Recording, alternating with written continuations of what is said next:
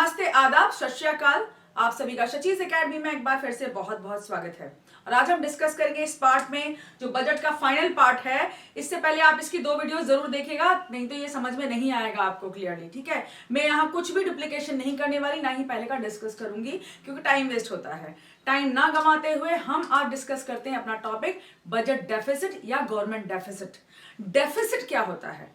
Deficit यानी किसी चीज की कमी। अब यहां क्योंकि हम बजट की बात कर रहे हैं और बजट में क्या बताते हैं, estimated revenue and expenditure of government. तो कमी कहां आएगी गवर्नमेंट के पास में? जब उसकी रिवेन्यू उसके एक्सपेंडिचर से कम रह जाए। जैसे कि हमारे साथ होता है, मान लीजिए हमारी आमदनी तो 20,000 रुपए है, हम खर्चा कर रहे हैं 40,000 रुपए, तो कितने की कमी आ गई? सीधा हिसाब है, 20,000 की हमारे पास कमी आ गई। यही तो डेफिसिट है हमारा। तो एक्सपेंडिचर और रिवेन्यू के बीच में जितना अंतर रह जाता है उसी को हम डेफिसिट कहते हैं, और यही कॉन्सेप्ट हम अपने बजट डेफिसिट में पढ़ने वाले हैं। तो बजट डेफिसिट और गवर्नमेंट डेफिसिट होता क्या, पहले उसका डेफिनेशन देख लेते हैं हम। यहाँ पे डेफिनेशन क्या है? बजट डेफिसिट या government deficit refers to a situation, ऐसी स्थिति है वो, कौन सी? When budget expenditures of government are more than budget receives. तो बजट जो डेफिसिट होता है वो पहली बात तो गवर्नमेंट का होता है। और कब होता है, कैसी स्थिति में होता है? जब बजट एक्सपेंडिचर्स यानी कि जो हमने अगले साल के लिए ये सोच रखा कि हम यहाँ खर्चा करेंगे, खर्चे ज्यादा आ रहे हैं कि हमें एग्रीकल्चर पे भी खर्चा करना है, हमें चाइल्ड एजुकेशन पे भी खर्चा करना है, और बहुत सारे ओल्ड एज होम, पता नहीं क्या क्या, डिफेंस पे, सब पे, एग्रीकल्चर पे खर्चा करना है। तो हमारे एक्सपेंडिचर तो ज्यादा आ रहे हैं और हमारे जो गवर्नमेंट के and are more than budget receives, और आय के साधन यानी कि जहां से आमदनी होगी वो साधन कम है, यानी टैक्स से या और कहीं से रिवेन्यू जो भी जनरेट होगी ना, टैक्स नॉन टैक्स रिवेन्यू जो हमने पढ़ा था पहले पार्ट में, वो आमदनी कम है, खर्चा ज्यादा। सपोज हमारा खर्चा तो सपोज 1000 करोड़ हो गया, 1K करोड़, वैसे से बहुत ज्यादा होता है, मैं सिंप्लिसिटी के लिए यहाँ 1000 करोड़ ले रही हूँ, और हमारे पास सिर्फ 1000 तो खर्चा हो गया और हमारे पास सिर्फ 500 करोड़ का आमदनी है। तो डेफिसिट कितना हो गया? कैसे निकालोगे डेफिसिट को? 1000 रुपए में बस सिर्फ 500 को माइनस करोगे कि नहीं करोगे? और 1000 रुपए क्या है? एक्सपेंडिचर है भाई, ये एक्सपेंडिचर है कि नहीं है? बजट एक्सपेंडिचर कितना हुआ? 1000 करोड़।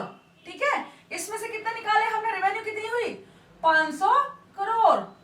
ठीक है, अब हमारे पास डेफिसिट क्या आया? डेफिसिट इधर निकलेगा ना भाई, कितना निकला? 1000 करोड़ माइनस 500 करोड़ कितना होता है? 500 करोड़। सीधा हिसाब है भाई, 500 प्लस 500 दो नोट मिला के 1000 बनते हैं, ऐसे ये बन गया हमारा। तो बजट डेफिसिट कितना निकला हमारा? 500 करोड़ निकला। तो इसी पूरे कॉन्सेप्ट को हम बहुत इजीली समझ गए कि नहीं समझ गए? तो देखिएगा, अब यहाँ पे आपको हमेशा देखना है कि बजट एक्सपेंडिचर ई एक्सपेंडिचर के लिए है और आर किसके लिए? रिवेन्यू के लिए है। क्योंकि हमने बजट डेफिसिट डिस्कस किया है तो इसका सिंबल क्या है? बीडी।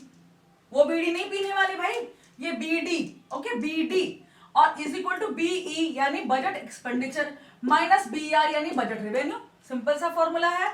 अब इसको देखकर कभी कभी कुछ बच्चों को थोड़ा सा अनइजीनेस फील होती है, क्योंकि ये लगता है कि साइंस की कोई इक्वेशन आ गई, मैथमेटिक्स की आ गई, लेकिन नहीं, ऐसा नहीं है। ये तो वर्ड्स के एब्रीविएशन है। जैसे आपको एमपी यानी मध्य प्रदेश या एमपी यानी मेंबर ऑफ पार्लियामेंट, तो वर्ड्स को पहले अल्फाबेट को लेकर ये एब्रीविएशंस बनाए गए हैं। इनमें कोई मैथमेटिकल फॉर्मूला नहीं है, सिंपल सा एक रिलेशनशिप है, राइट? तो BD is equal to BE is equal minus BR, simple. अब इसका कोड मैंने बना दिया है आपके लिए। हमेशा याद रखिएगा, जो भी डेफिसिट होगा उसके साथ में बीडी वगैरह लिखा होगा, तो बड वेबर, ठीक है, बीडी बीई बीआर, इसको थोड़ा दिमाग में बिठा लोगे। या फिर एक काम करना, जो आपकी किताब है जहां से पढ़ते हुए नोट्स बनाते हो, वहां क्या करना, आप इसको कोड को लिख लेना। तो BD for budget deficit, BE budget expenditure, BR. ठीक है, अब इसमें माइनस तो करना ही है भैया आपको, यहाँ माइनस लगा लो। ठीक है, ऊपर माइनस लगा लो, छोटा सा निक्की सा, और आपको याद रहेगा ये। ठीक है, हो गया। अब इसमें हमने करना क्या है, देखो, अब यहाँ साइड में लिखना है व्हेन, कब होता है budget expenditure is greater then. देखो, ये ग्रेटर देन साइन में बार बार बता रही हूँ कि जो ये खुला हुआ आपका ब्रैकेट है ना, ये उसकी तरफ होगा जो बड़ा है या मोर इंपॉर्टेंट पोर्शन है। तो ये बड़ा है तो बजट एक्सपेंडिचर की तरह ये खुला हुआ पोर्शन होता है, यहाँ से इसकी चिड़िया की बीक जैसी चोंच जैसी बन जाती है दूसरी तरफ, मतलब उसको पसंद नहीं है ये, इधर से इसको ये वाला पसंद है, ठीक है। तो ये वाला आपका budget expenditure is greater than B R, simple हो गया। अब आपका जो बजट डेफिसिट है वो किन 3 डेफिसिट से बनता है? कौन कौन से डेफिसिट आते हैं? एक आता है पहला रेवेन्यू डेफिसिट, दूसरा आता है फिस्कल डेफिसिट यानी एफडी, ये है रेवेन्यू डेफिसिट आरडी यानी रेवेन्यू, और डेफिसिट यानी डी। तो रेवेन्यू डेफिसिट पहले अल्फाबेट से बना, फिस्कल डेफिसिट एफडी और primary deficit PD. PD teacher भी तो होते हैं, उनसे याद रह जाएगा एफडी पीडी। तो हमने क्या लिखा है यहाँ पे आरएफपी यानी रेवेन्यू, फिस्कल और प्राइमरी। आरएफपी 3 डेफिसिट कौन से हुए? आरएफपी यानी रेवेन्यू, फिस्कल और प्राइमरी डेफिसिट हो गए, याद रहेगा, कोड बन गया हमारा। अब पहला डिस्कस करते हैं रेवेन्यू डेफिसिट। रेवेन्यू डेफिसिट क्या होता है? देखिए आपको याद होगा रेवेन्यू रिसिप्ट्स और कैपिटल रिसिप्ट्स जो हमने पहले पार्ट में पढ़े थे। अब रेवेन्यू रिसिप्ट्स और कैपिटल रिसिप्ट से ही आपका पहला वाला जो रेवेन्यू रिसिप्ट है हमारा, उससे हमारा रेवेन्यू डेफिसिट बनता है। इसका मतलब क्या है? इसमें कैपिटल रिसिप्ट कहीं नहीं आने वाला, इसमें सिर्फ रेवेन्यू रिसिप्ट आएगा क्योंकि रेवेन्यू का डेफिसिट है ना।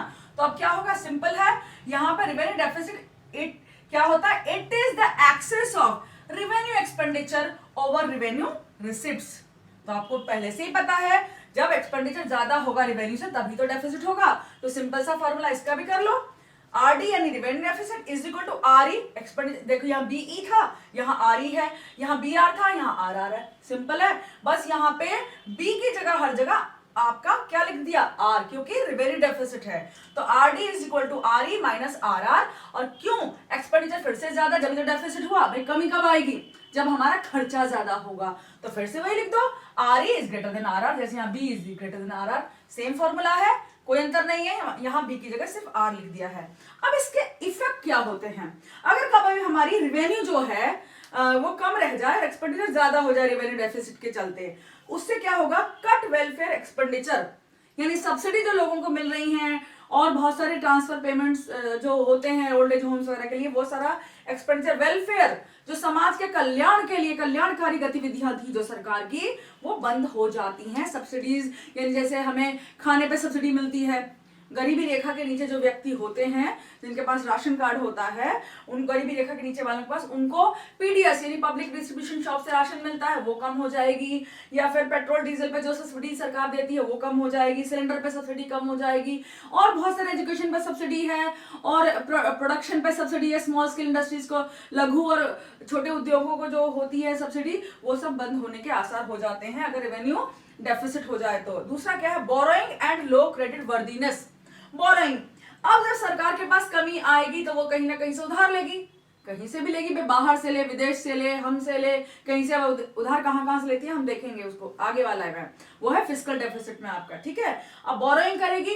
अब जब कोई उधार लेता है तो हमारे समाज में नहीं देखा आपने कि कोई उधार में, हमारा कोई दोस्त उधार मांगे, यार आज 100 रुपए दे दे, यार आज 10,000 रुपए दे दे, यार आज 2,000 रुपए दे दे, तो हमें क्या लगेगा? यार इसकी साख नहीं है, मतलब कोई इसकी वो नहीं है, मतलब साख कहते हैं क्रेडिट वर्दीनेस को।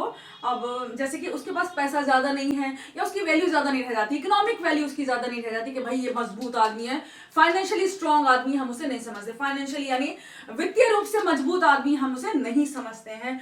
तो इसी तरह सरकार की भी वित्तीय मजबूती कम हो जाती है, क्रेडिट वर्दीनेस कम हो जाती है। थर्ड है डिसइन्वेस्टमेंट। डिसइन्वेस्टमेंट का मतलब होता है कि हम इन्वेस्टमेंट कम, मतलब वापस ले ले अपना इन्वेस्टमेंट। इसका मतलब है सेल ऑफ आपकी पब्लिक एंटरप्राइजेस, या तो उन्हें पूरी तरह बेच दिया जाता है, डिसइन्वेस्ट कर दिया जाता है। जैसे कि अभी कुछ नवरत्नास को सेल किया गया, ठीक है। अब बाकी सारे जो आपके जो पब्लिक एंटरप्राइजेस है, जैसे कि आपका भेल हो गया, गेल हो गया, ये सब है, इनमें शेयर्स विदेशी कंपनियों को बेच दिए जाएं या प्राइवेट सेक्टर कंपनियों को बेच दिए जाएं, जैसे कि अंबानी को शेयर कुछ बेच दिए, तो वो भी डिसइन्वेस्टमेंट कहलाएगा। अब ये किया क्यों जा रहा है? क्योंकि सरकार के पास पैसा नहीं है कल्याणकारी गतिविधियों के लिए या अपना खर्चा चलाने के लिए देश का, तो वो क्या करेगी? ऐसी जो कंपनियां हैं उसकी पब्लिक सेक्टर वाली, उन्हें बेचना शुरू कर देगी या उनके शेयर्स बेचना शुरू कर देगी, राइट। तो इसको कहते हैं डिसइन्वेस्टमेंट। ये भी हमारे लिए घाटे की बात है कि हमारे जो पब्लिक जो सेक्टर्स हैं वो नीचे चल जाएंगे और वो बिकते चले जाएंगे, राइट। तो अब हुआ रेवेन्यू डेफिसिट, पहला कंप्लीट है। रेवेन्यू डेफिसिट यानी कि जब रेवेन्यू एक्सपेंडिचर ज्यादा हो जाए और रेवेन्यू रिसिप्ट कम हो जाए, सिंपल सा है, R E is greater than R R. और इसका कोड क्या है भाई? देखो, R D R E double R, red ram, ठीक है, याद हो जाएगा। तुम तो बस स्मार्ट बच्चे हो, नए जमाने के बच्चे हो। देखो हमें तो बुढ़ापा आ गया, तो आप ये रेड रैर, ये बड बैर, रेड रैर, अब इसको देखेंगे हम क्या बनाएंगे, इसका कोड। हमारा दिमाग कहाँ चलेगा, अपना दिमाग भी लगा लिया करो, नोट्स बनाते टाइम कुछ भी ऐसी कनेक्टिविटी डाला करो उस आंसर में कि तुम्हें याद रह जाए, एग्जाम में चाहे ढोल भी बज रहे हो तुम्हें याद रहे, ठीक है। अब देखो फिजिकल डेफिसिट नंबर 2 है, देखो इसके नीचे छुपा हुआ है number 2, right. Number 2 physical deficit, ये क्या है, it is excess of total expenditure over total receipts other than borrowing. अब देखो टोटल रिसीप्ट और टोटल एक्सपेंडिचर क्या होता है, याद है, रिवेन्यू रिसीप्ट्स और आपकी कैपिटल रिसीप्ट्स, रिसीप्ट्स में होते हैं रिवेन्यू और कैपिटल, दो तरह की थी हमारी, है ना। तो अब हमारी रिसिप्ट्स किस तरह की थी, रिवेन्यू रिसिप्ट्स और कैपिटल रिसिप्ट्स। इस तरह हमारा एक्सपेंडिचर भी दो तरह का था, रिवेन्यू एक्सपेंडिचर और हमारा कैपिटल एक्सपेंडिचर, ठीक है।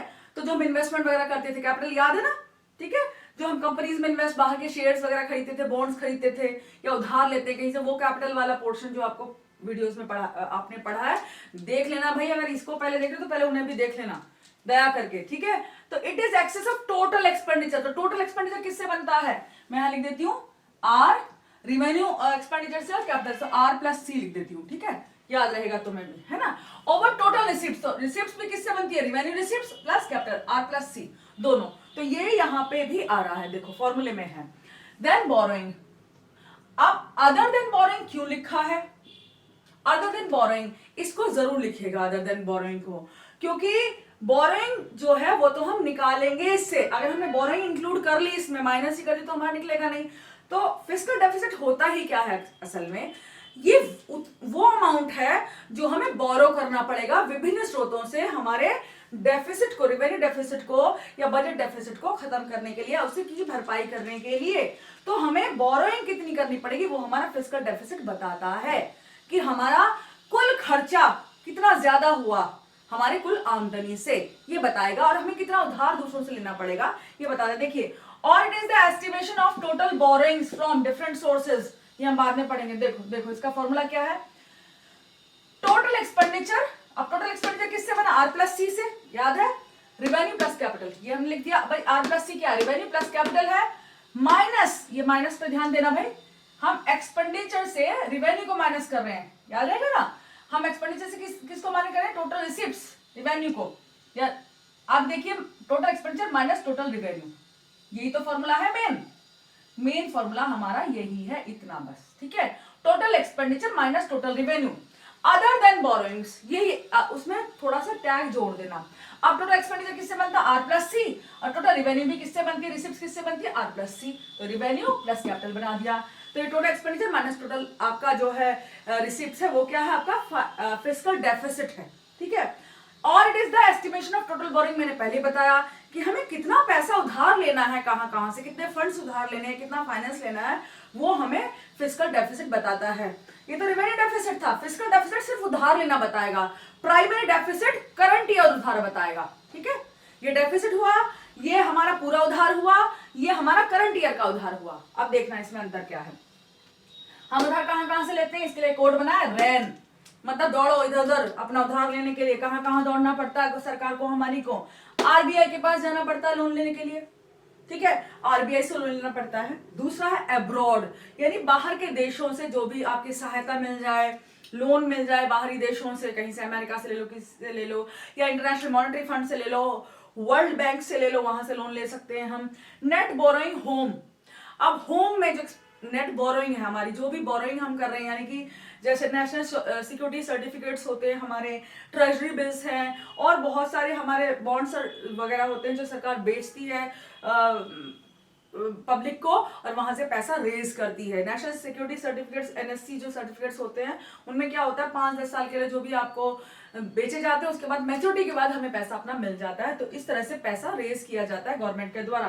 तो रैन यानी आरबीआई, अब्रॉड और नेट बोरोइंग, क्या हुआ, आरबीआई, अब्रॉड और नेट बोरोइंग से गवर्नमेंट अपनी फिस्कल डेफिसिट को पूरा करती है, यानी बोरो करती है। तो फिस्कल डेफिसिट क्या है, कितना अमाउंट हमें बोरो करना है, सिर्फ इसका है। और total expenditure minus total receipts, ये सेम फॉर्मूला चल रहा है। देखो यहाँ budget expenditure minus budget receipt था, यहाँ revenue expenditure minus revenue receipt था, और यहाँ total expenditure minus total receipts है। सेम फॉर्मूला चल रहा है, बस उसका शुरू के बदलते जा रहे हैं, ठीक है, बोरिंग हो गया।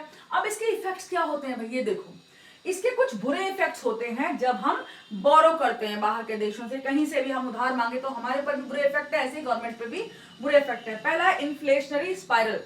जब हम डेफिसिट बजट लाते हैं और खर्चा करने के लिए बाहर से पैसा लेते हैं, तो अब खर्चा जब करते हैं लोगों पर तो क्या होगा, एग्रीगेट डिमांड बढ़ती है। एग्रीगेट डिमांड बढ़ेगी यानी कि लोग बहुत ज्यादा खर्चा करना शुरू करेंगे, मतलब चीजों की खरीदारी ज्यादा शुरू कर देंगे।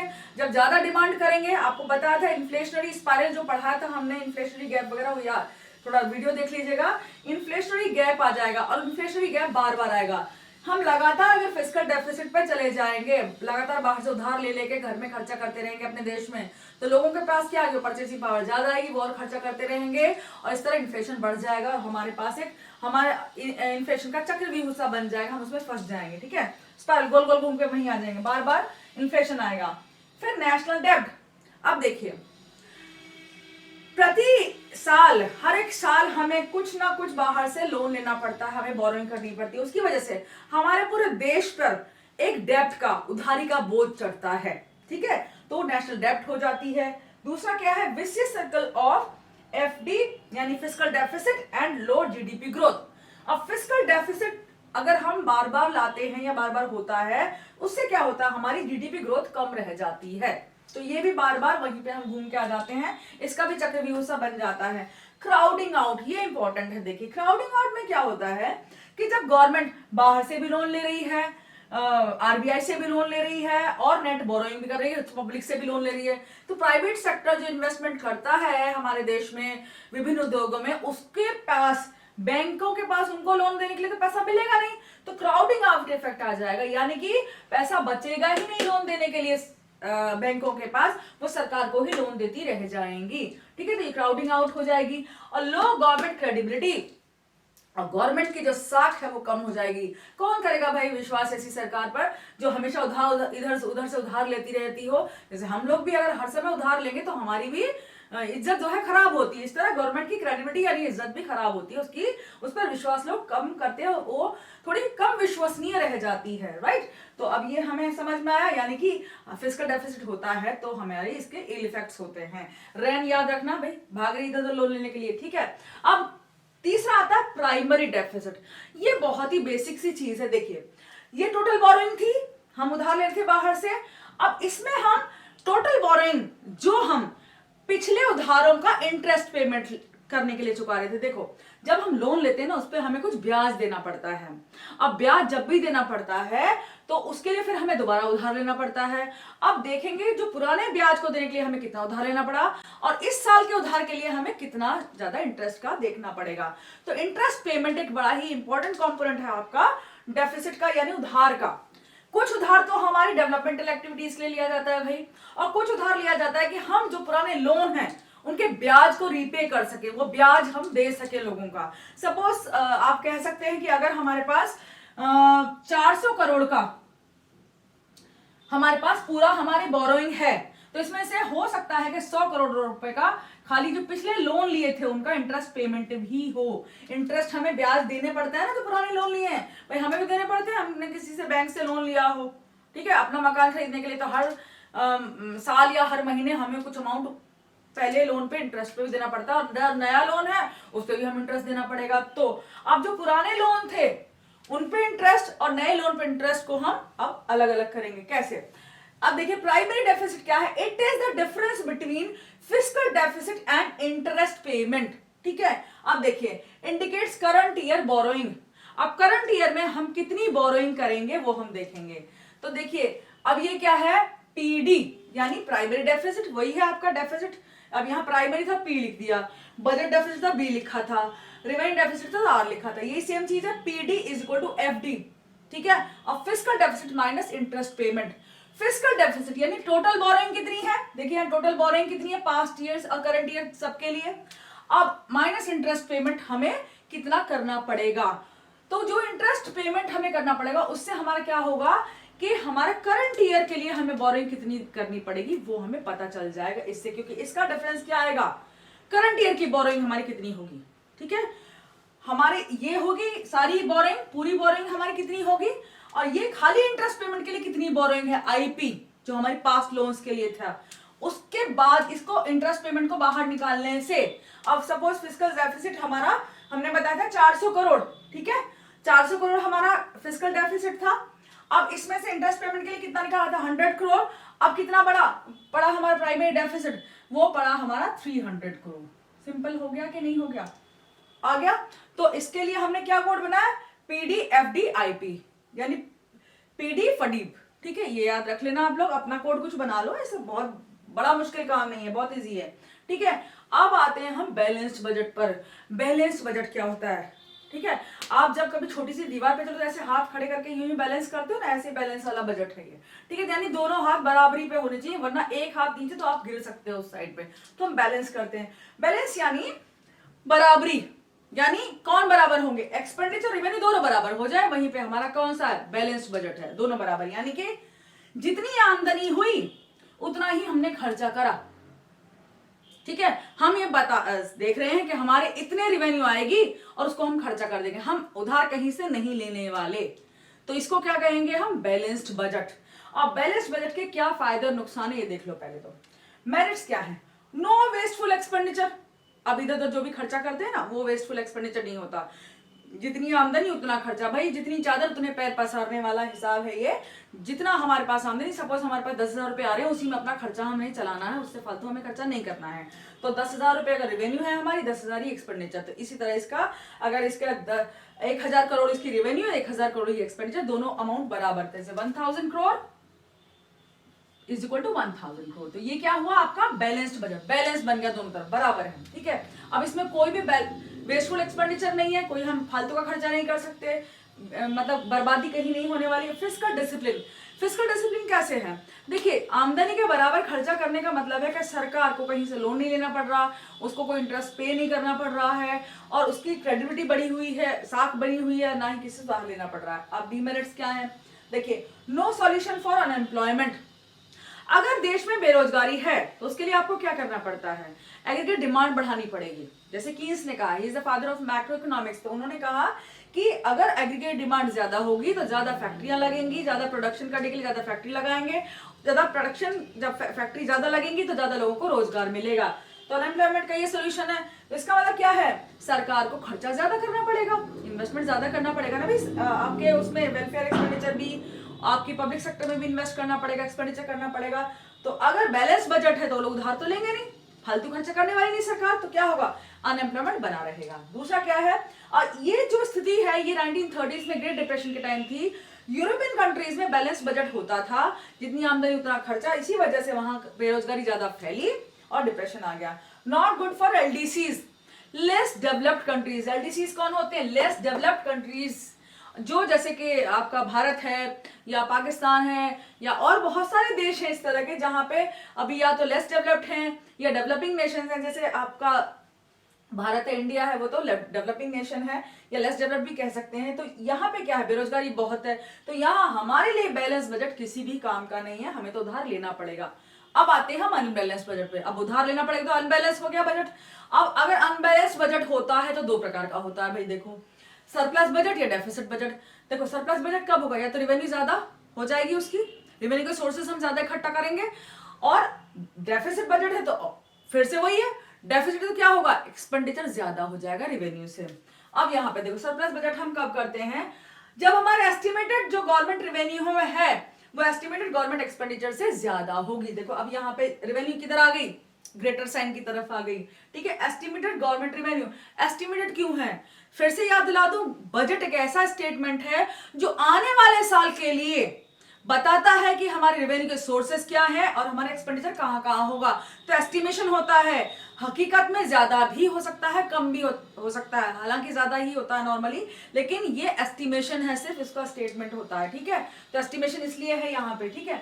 अब देखो इसके मेरिट्स क्या है, मेरिट्स क्या, corrects inflation bye lowering aggregate demand, ठीक है। अगर हम ये देख रहे हैं कि हमारी सरकार हमसे टैक्स ज्यादा वसूल रही है, रेवेन्यू ज्यादा ले रही है, अब रेवेन्यू बढ़ाने के क्या स्रोत हैं, tax revenue, non tax revenue, हम पे टैक्स लगा दिया, जीएसटी लगा दिया, ये सब लगा दिया, तो रेवेन्यू ज्यादा हमसे ले रही है। हम ही तो उसके सोर्सेस है रेवेन्यू के। तो जब रेवेन्यू उसकी ज्यादा होगी, इसका मतलब क्या है, हमारी परचेसिंग पावर घटेगी। भाई टैक्स बढ़ गया तो हमारे पास कम पैसा रहा, हमारी परचेसिंग पावर घटी तो हमने एग्रीगेट डिमांड घटा दी। अब एग्रीगेट डिमांड घटानी कब पड़ती है, जब इन्फ्लेशन हो जाए। तो इसकी मेरिट, इसकी खूबी क्या है सरप्लस बजट की, कि ये एग्रीगेट डिमांड को कम करने का काम करता है। एग्रीगेट डिमांड कम कब करनी चाहिए, जब इन्फ्लेशन हो, ताकि इन्फ्लेशन को सही किया जा सके। क्यों?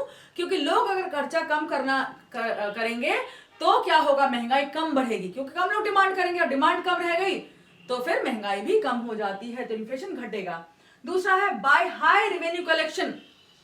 ठीक है, अब हाई रेवेन्यू कलेक्शन से एग्रीगेट डिमांड को वो कम कर देती है। ठीक है, अब दूसरा डीमेरिट क्या है, not good in depression. Depression के टाइम बहुत बेकार है सरप्लस बजट, क्योंकि अगर आपकी किसी भी देश की सरकार अगर रेवेन्यू ज्यादा जनरेट करने की कोशिश करेगी लोगों से, डिप्रेशन में क्या होता है, डिमांड पहले से ही कम है, और अगर टैक्स और लगा दिया तो डिमांड और भी ज्यादा कम हो जाएगी, अनएम्प्लॉयमेंट और फैलेगा। इसलिए डिप्रेशन के टाइम ये बहुत खराब होता है सरप्लस बजट, याद रखना। ये सरप्लस बजट सिर्फ इन्फ्लेशन को करेक्ट करने के टाइम पे अच्छा रहता है। Then deficit budget. Deficit budget फिर से वही है, रेवेन्यू हम ज्यादा करने की कोशिश करेगी सरकार, हमसे ज्यादा टैक्स वसूलने की कोशिश करेगी, तो उसमें क्या, डेफिसिट बजट का क्या है, estimated government expenditure is greater then estimated government revenue. अब एस्टिमेटेड गवर्नमेंट एक्सपेंडिचर क्या है, यानी कि सरकार इंफ्रास्ट्रक्चर पे ज्यादा खर्च करने वाली है, अनएम्प्लॉयमेंट स्कीम्स पे खर्च करने वाली है, और वेलफेयर एक्सपेंडिचर ज्यादा करने वाली है। तो एक्सपेंडिचर के उसके बहुत सारे पॉइंट्स आ चुके हैं कि डिफेंस पे ज्यादा खर्चा करेगी, एग्रीकल्चर पे करेगी, अनएम्प्लॉयमेंट पे, चिल्ड्रन पे, एजुकेशन पे, सब पे ज्यादा खर्चा करने वाली। तो खर्चा तो बहुत ज्यादा हो रहा है, तो इसके लिए क्या करेगी, उस गैप को, रेवेन्यू का स्रोत कम है तो इसके लिए क्या करेगी, वो उधार लेगी हर जगह से। कहां से, रैन, याद है, RAN, RBI से लेगी, अब्रॉड से लेगी और बोरोइंग करेगी।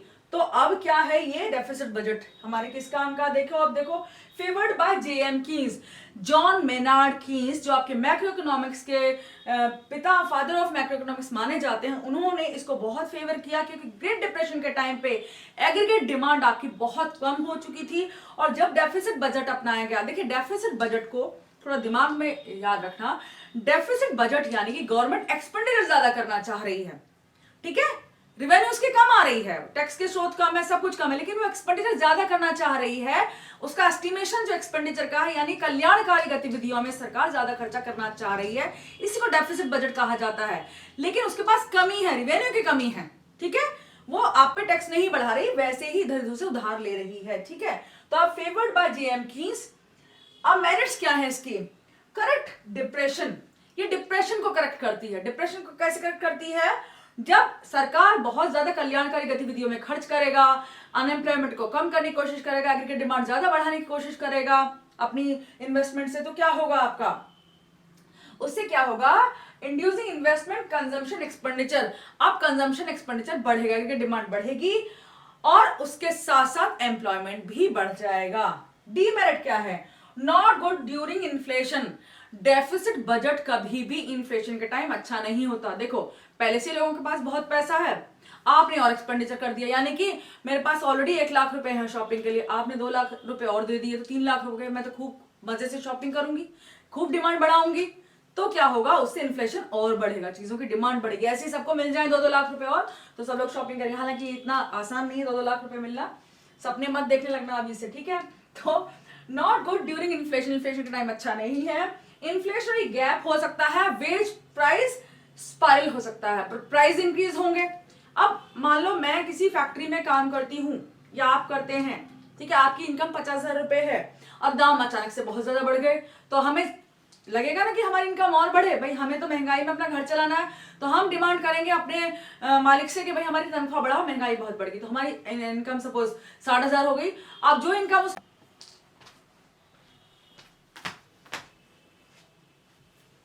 अब इनकम 60,000 हो गई, तो फिर से प्राइस बढ़ गए, प्राइस फिर से बढ़ेंगे तो फिर हम फिर से हायर वेज की डिमांड करेंगे, तो इस तरह क्या होगा, वेज प्राइस स्पाइरल हो जाएगा और ये हमारी स्थिति खतरनाक हो जाती है हमारी अर्थव्यवस्था की। तो होपफुली ये टॉपिक आपको समझ में आया, कोड्स हैं, आप अपने आप भी थोड़ा ध्यान लगाइएगा। देखिए इकोनॉमिक्स थोड़ा टेक्निकल तो है, लेकिन अगर आप थोड़ा सा ध्यान लगा दें, थोड़े अपने भी कोड्स बना लें और उसको क्या करें, पहला एक लीफलेट चिपकाएं अपनी बुक पे ही और वहां ये कोड्स लिख लें, तो आपको याद रहने के बहुत चांसेस हैं और कुछ भी होता है फिर आप एग्जाम में आराम से ये पेपर दे सकते हैं। यहाँ पूरा आप स्क्रीनशॉट ले लीजिएगा इस वीडियो का, कैसे भी वीडियो जब चलता रहता है, देखिए आप यहाँ से ले लीजिए और मैं हट जाती हूँ यहाँ, आप स्क्रीनशॉट ले सकते हैं इसका पूरे का, ठीक है। आप इसको जूम करके देख सकते हैं एंड उसको पढ़ सकते हैं, ठीक है। तो होपफुली टॉपिक सारा क्लियर है। कुछ प्रॉब्लम हो तो मत कतराइएगा, दया करके आप पूछ लीजिएगा, मैं कमेंट्स में इस कंफ्यूजन को क्लियर कर सकती हूँ। बाकी आप सब बहुत खुश रहिए, हैप्पी रहिए, अपनी लाइफ फुल्ली एंजॉय करिए, लेकिन तरक्की करते रहिए, पढ़ते रहिए, क्योंकि पढ़ाई से बेटर कोई तरीका नहीं है हमारी तरक्की का, ठीक है। हालांकि पैसा बहुत इंपॉर्टेंट है, लेकिन ज्ञान उससे ज्यादा इंपॉर्टेंट है। तो हमेशा याद रखिएगा, be happy, be nice to everyone, take care of yourself, God bless you, thank you.